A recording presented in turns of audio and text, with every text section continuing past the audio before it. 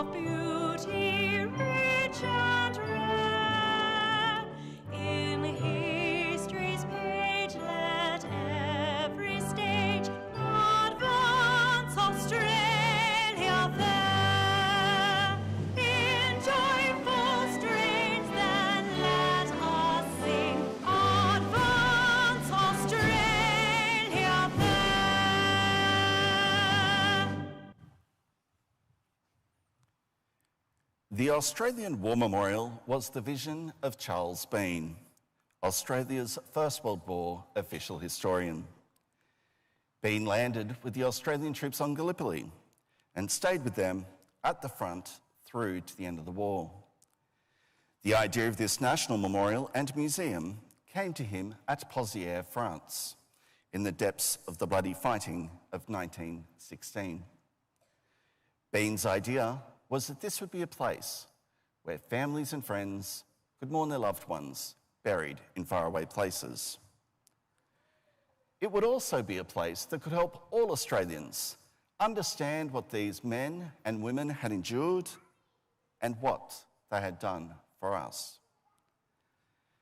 Bean's vision, to which we remain true, is best expressed as inscribed in the entrance to the memorial's galleries. Here is their spirit, in the heart of the land they loved, and here we guard the record which they themselves made. Tonight, we'll read the story behind just one of those on the Roll of Honour, which lists the names of more than 103,000 men and women who have given their lives for us in war and on operations for more than a century. But first, we present a lament, Flowers of the Forest. Wreaths or floral tributes will now be laid at the base of the Pool of Reflection.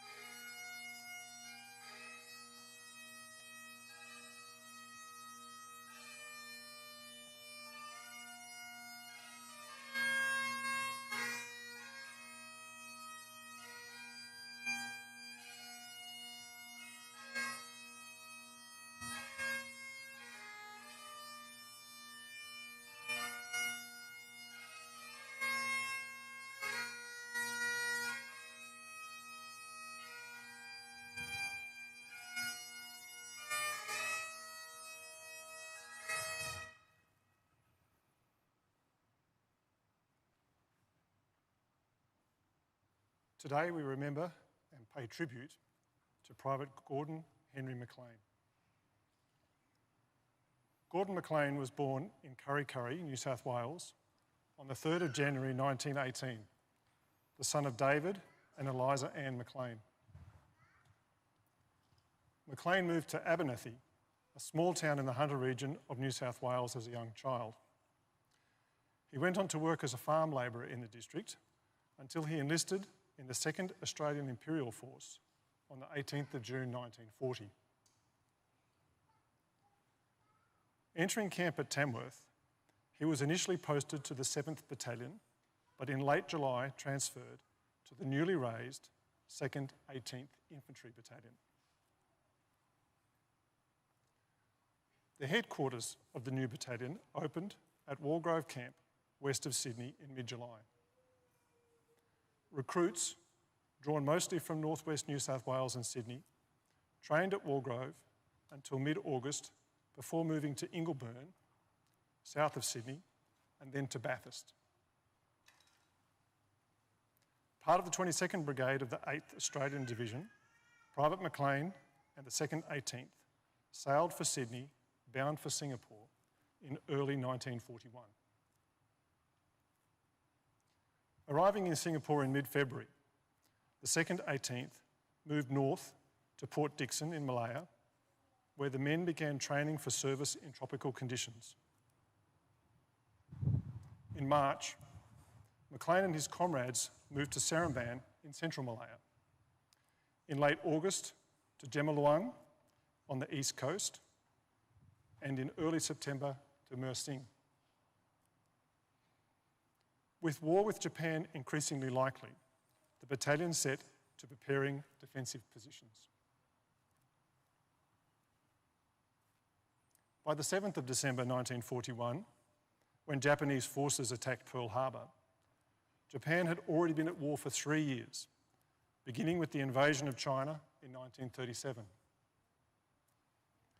The Japanese attack on Pearl Harbor, preceded by the near-simultaneous Japanese invasion of Malaya, had a magnitude and repercussions that could not be ignored. Private McLean and his comrades stood to arms in December, but did not encounter their first Japanese until early January. 2 downed airmen captured in a hut outside Mersing. On the 17th of January, the battalion received orders to abandon the well-prepared defences at Mersing and to withdraw to Jemaluang to the south. Japanese successes to the west were threatening to outflank Commonwealth forces on the east coast. The 2nd 18th's first major action was at Nithsdale Estate in the early hours of the 27th of January. The battalion lay in wait for the advancing Japanese and sprang an ambush, taking the Japanese completely by surprise and inflicting heavy casualties. But command broke down in the dark, and a premature withdrawal order from brigade headquarters forced the abandonment of D Company behind the bulk of the Japanese force. In the aftermath of the ambush, Private Gordon McLean was declared missing. He would not be seen alive again. The 2nd 18th withdrew to Singapore. When the Japanese launched their invasion on the night of the 8th of February, the battalion had no hope of holding them back, although its positions along the waterfront inflicted heavy casualties. The Japanese infiltrated between the 2nd 18th's posts, and the battle degenerated into vicious, scattered engagements in the dark. Like most Australian units involved, the battalion fell into a desperate retreat that ended with surrender on the outskirts of Singapore City on the night of the 15th of February. Gordon McLean would be spared the suffering of those captured during the fall of Singapore and those forced to work on the Burma-Thailand Railway, subjected to abuse, starvation and disease. Today his remains lie buried in the Kranji War Cemetery under the inscription chosen by his grieving family. Greater love hath no man than this, that he lay down his life His name is listed on the Roll of Honour on my left, among the nearly 40,000 Australians who died while serving in the Second World War. This is but one of the many stories of service and sacrifice told here at the Australian War Memorial. We now remember Private Gordon Henry McLean, who gave his life for us, for our freedoms, and in the hope of a better world.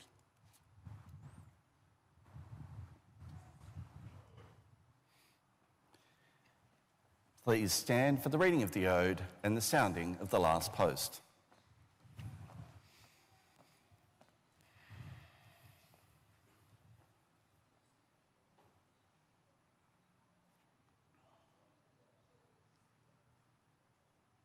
They shall not grow old, as we that are left grow old. Age shall not weary them, nor the years condemn. At the going down of the sun, and in the morning, we will remember them.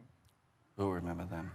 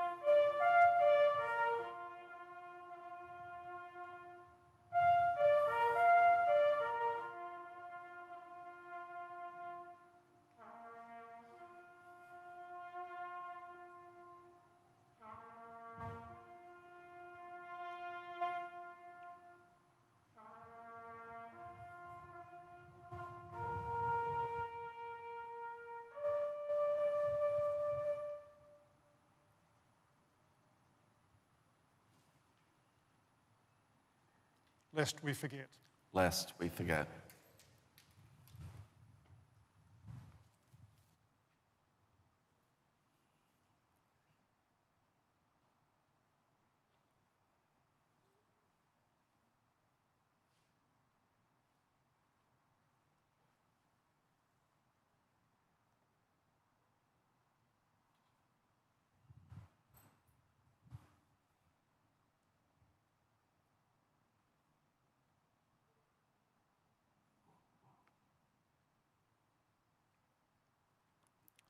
We leave you this evening with the words of the memorial's founder, Charles Bean.